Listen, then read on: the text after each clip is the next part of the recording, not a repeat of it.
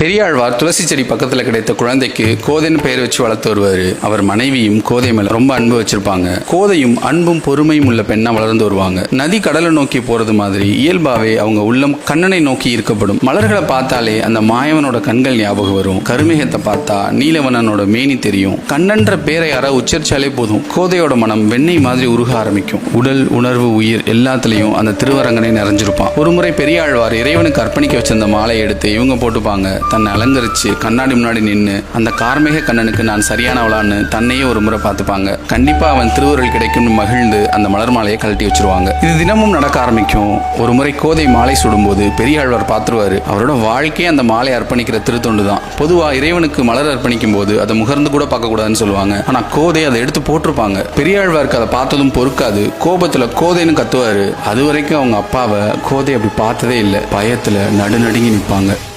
இறைவனுக்கு அர்ப்பணிக்க வச்சிருந்த மாலையை கோதை போட்டிருந்ததை பார்த்ததும் கோபத்துல கோதையை திட்டி மாலையை கழட்டி வைக்க சொல்லுவாரு பெரியாழ்வார். கோதையும் அந்த மாலையை கழட்டி வச்சுட்டு அழுதுட்டே போயிடுவாங்க. பெரியாழ்வார் அந்த மாலையை கோவிலுக்கு அர்ப்பணிக்காம வருத்தத்திலேயே வீட்லயே இருந்துருவாரு. அன்னைக்கு இரவு திருமால் அவர் கனவுல வந்து, அன்பனே தினமும் எனக்கு மாலை கொண்டு வருவ, இன்னைக்கு ஏன் வரலன்னு கேட்பாரு. பெரியாழ்வார், எம்பெருமானே, என் தொண்டுல ஒரு தவறு நடந்து போச்சு. இன்னைக்கு உங்களுக்கு கட்டி வச்சிருந்த மாலையை என் மகள் எடுத்து போட்டுக்கிட்டா மன்னிக்கணும்னு வேண்டுவாரு. உடனே திருமால், உனக்கு தெரிஞ்சது இன்னைக்கு தான், ஆனா அவள் தினமும் அப்படிதான் செய்யறா. அவள் சூடி கொடுத்த மாலை தான் எனக்கு மனம் மிகுந்ததா இருக்கு. அதனால அப்படியே தினமும் எனக்கு மாலை கொண்டு வான்னு சொல்லிட்டு போயிடுவாரு. பெரியாழ்வாருக்கு ஒரே ஆச்சரியம் ஆயிடும். தினமும் கோதை கிட்ட மாலையை சூட கொடுத்து வாங்குவாரு. அப்ப கோதையை பார்த்து, நீ என்னை ஆண்டாளேன்னு சொல்லி அனுப்பிச்சுப்பாரு. கோதைக்கு திருமண பருவம் வரும். பெரியாழ்வார் கோதை கிட்ட மெதுவா கல்யாண பேச்ச ஆரம்பிப்பாரு. கோதை உடனே, நான் மனிதர்களை திருமணம் செஞ்சுக்க மாட்டேன்னு சொல்லிடுவாங்க. பெரியாழ்வாருக்கு புரியாது.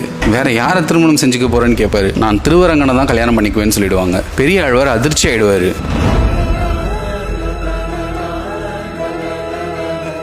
ஆண்டாள் அரங்கனை தான் திருமணம் செஞ்சுப்பேன்னு சொல்லுவாங்க. பெரியாழ்வார் இது எப்படி சாத்தியம் ஆகும் கோதைன்னு பேசி அவங்க மனசை மாற்ற முயற்சிப்பாரு. நான் திருவரங்கனுக்கு தான், அவன் இல்லாம மனிதர்களுக்கு என்ன மனம் முடிக்க நினைச்சிங்கன்னா நான் என் வாழ்க்கையை முடிச்சுப்பேன்னு சொல்லிடுவாங்க. அதுக்கு மேல ஒன்றும் பேசாம பெரியாழ்வார் போயிடுவாரு. ஆண்டாள் திருவரங்கனை நினைச்சிருப்பாங்க. சாப்பிட மாட்டாங்க. மூச்சுல வெப்பம் அதிகமாகும். உடல் மெலியும். அவங்களோட கை வளையல் கூட கலண்டு விடும். பெரியாழ்வார் ஆண்டாளுக்கு அப்பா மட்டும் இல்ல, ஒரு தாயும் தான். அதனால அவங்க இப்படி இருக்கிறத பெரியாழ்வார்னால தாங்கிக்க முடியாது. கோதை கிட்ட போய் உட்காருவாரு. குழந்தை, ஏன் இப்படி இருக்க? உன் மனசு சரியாகணும்னா அப்பா என்ன செய்யணும்னு கேட்பாரு. ஆண்டாள், எனக்கு 108 திவ்ய தேசங்களை பத்தி சொல்லுங்கன்னு சொல்லுவாங்க. பெரியாழ்வார் வட திருப்பதில இருந்து சொல்ல ஆரம்பிப்பாரு.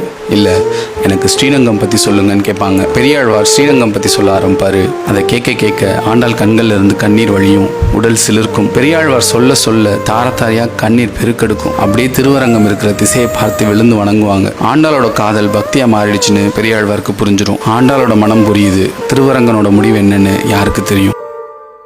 கோதை திருவரங்கனை கல்யாணம் செஞ்சுக்கணும் முடிவெடுத்து நோன்பு இருப்பாங்க. மார்கழி மாதம் தன் தோழிகளை எழுப்பி திருப்பாவை பாடுவாங்க.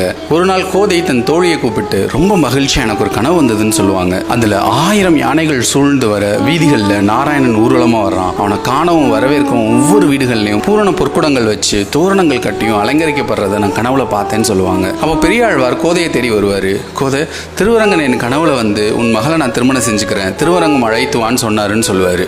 அப்போ பாண்டிய வல்லபதேவனோட தூதர்கள் வருவாங்க. மன்னனுக்கும் இதே கனவு வந்தது. கோதை ஸ்ரீரங்கம் வரதுக்கான ஏற்பாடுகளை செய்து கொடுக்க சொல்லி திருமால் கட்டளையிட்டு இருக்காருன்னு சொல்லுவாங்க. யானைகள், பரிவாரங்கள், பல்லக்குகள் சூழ கோதைய ஸ்ரீவில்லிபுத்தூர்ல இருந்து ஸ்ரீரங்கம் கூட்டிட்டு வருவாங்க.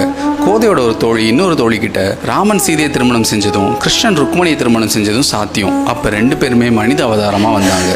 ஆனா அருள் வடிவில் இருக்கிற அரங்கன் மனித பெண்ணான நம்ம கோதை எப்படி திருமணம் செஞ்சுக்க முடியும்னு கேட்பாங்க. பல்லக்கு ஸ்ரீரங்கம் கோயில நெருங்கும். அந்த மாயவனோட விளையாட்டை யாரால கணிக்க முடியும்? திருவரங்கம் கோயிலுக்கு வந்த பெரியாழ்வாரையும் கோதையும் பாண்டியன் வல்லபதேவன் வரவேற்பாரு. ஆண்டாள் திருவரங்கன் சன்னதியை நோக்கி போவாங்க. அங்க அரங்கன் முன்னாடி நிற்பாங்க. திருவரங்கனோட தாமரை கண்களும் கோதையோட குவளை கண்களும் சந்திக்கும். இத்தனை வருட ஏக்கம், காதல், பக்தி, தவம். ஆண்டாள் கண்கள்ல உயிரே கண்ணீரா வழியும். சன்னதிக்குள்ள போவாங்க. திருவரங்கனோட திருமேனியை தழுவிப்பாங்க. அருள் நிறைந்த அரங்கனோட 2 கலப்பாங்க.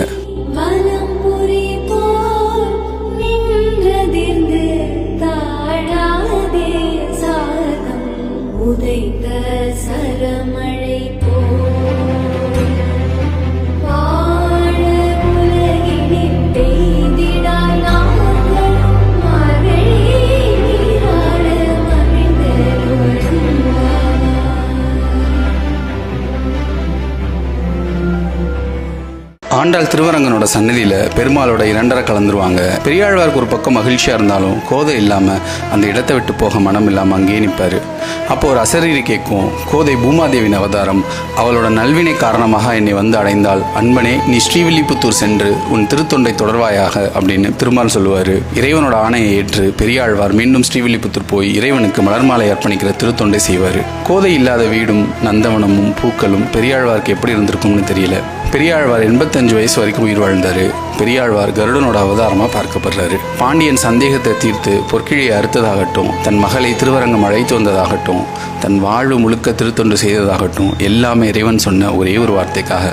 பக்தினா என்னன்னு வாழ்ந்து காட்டிய ஒரு உயிர் பெரியாழ்வார். இறைவன் காட்சி கொடுக்கும்போது பொதுவாக எல்லாரும் எனக்கு இது வேணும் அது வேணும்னு கேட்பாங்க. ஆனால் பெரியாழ்வார் பல்லாண்டு வாழணும்னு இறைவனே வாழ்த்தி திருப்பல்லாண்டு பாடுவார். இறைவனே வாழ்த்தி பாடினதுனால இவரை பெரிய ஆழ்வார்னு சொன்னாங்க. உண்மையிலே எல்லா உயிருக்கும் அவர் பெரியாழ்வார் தான்.